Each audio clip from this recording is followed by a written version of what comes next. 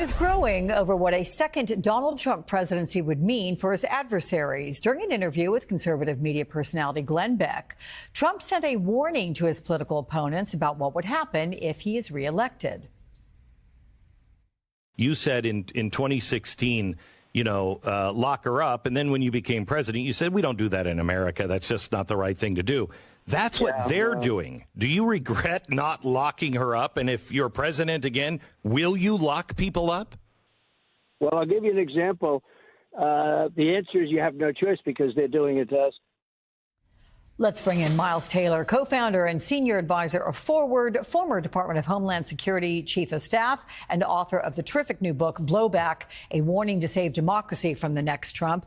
You're the perfect person to talk about this. I'm curious, first of all, your reaction to this, Miles, and who might Trump target if he gets back in the White House?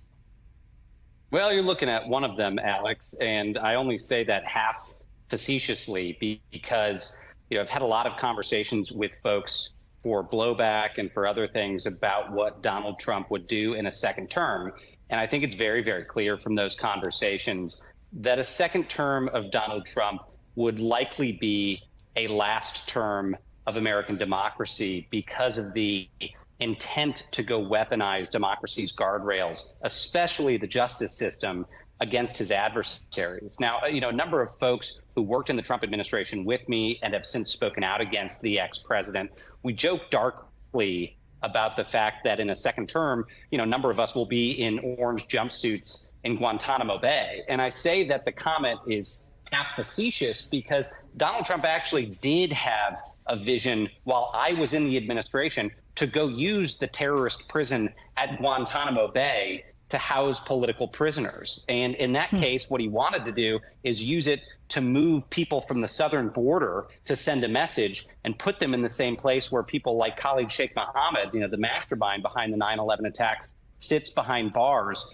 and send a message. Now, the only reason Donald Trump didn't start sending people to Gitmo, and this is true, is that he was convinced it would be too expensive and the facility couldn't house the number of people he wanted to send there. Now, that was the mindset of the man when he was president of the United States, and you have seen him since double down on his intention to, again, use the justice system for political purposes and specifically admitting that he would do so to go after his enemies. I think that's very chilling. It's the type of thing that, makes Richard Nixon look like a kindergartner who'd gotten in trouble rather than a criminal, which is what we're seeing with Trump's intentions. Wow. There's nothing funny about this. It's not a joke, the prospect of him going after you, because you were part of the administration to a degree until things came to light, many of which you talk about in your new book, Blowback. You use stories from your time in the Trump administration. You offer them up as cautionary examples of the dangers of having Trump or someone like Trump leading this country, beyond the prospect of using the Oval Office to seek vengeance. What else concerns you about a second Trump term? Well, I think this focus, Alex, on weaponizing elections is really concerning. I mean, the elections are one of the few moments in American democracy where everyone has the opportunity to participate. If you poll the average American and ask them about the top attributes of democracy, they're probably not going to cite checks and balances in the justice system, but they're going to cite elections because it's the moment when Americans have that experience with selecting their leaders. And there's been discussion within Trump circles about different ways to hijack the electoral process in the MAGA movement's favor. And specifically, I had one person who worked on Trump's National Security Council tell me about their concern that a second Trump administration would deploy DHS security forces, the security forces that I used to help oversee in the administration, to the polls to try to intimidate voters in future elections. And we saw them attempt bits of this in Arizona during the midterms when you had militia groups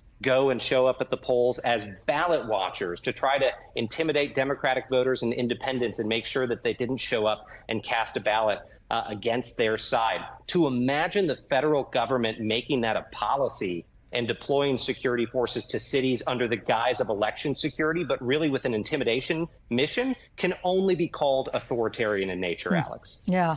So despite Donald Trump being far and away the front runner to become the Republican nominee, there are new efforts to keep him off the ballot in some primaries.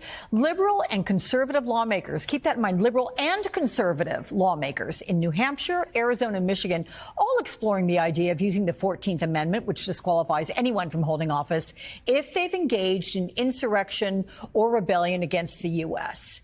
How do you think Republicans in these states would react to this? Well, actually, Alex, some Republicans are going to be on these lawsuits. So I've had conversations with a number of the conservative legal scholars that are having discussions about these lawsuits. There's organizations in Washington like CREW, Citizens for Responsibility and Ethics in Washington, that have spoken to really the best conservative scholars in the nation about these cases. And I think what will be surprising is you'll see some of these lawsuits brought not by Democrats and Democratic organizations, but brought by Republicans who believe that Donald Trump, under the clear text of the Constitution, is not qualified to run for office again. Now, what can we expect from all of this? There will be a flurry of lawsuits to say he's unqualified for the ballot, and those will get run up to the Supreme Court, hopefully very quickly, so that Americans have clarity on whether Trump is or is not qualified. What concerns me, though, is that if any of these courts rule against Donald Trump, there is, I think, a very real prospect of violence. That's one of those moments where Trump could foment another January 6th type event. And I think law enforcement's watching that very closely. It's a real concern, politics aside. Yeah, I got to tell you, it's a frightening concern as well. Okay, Miles Taylor, a little shorter than we'd anticipated, but don't feel badly. Everybody's been shortchanged because lots of breaking news today. Thank you, my friend.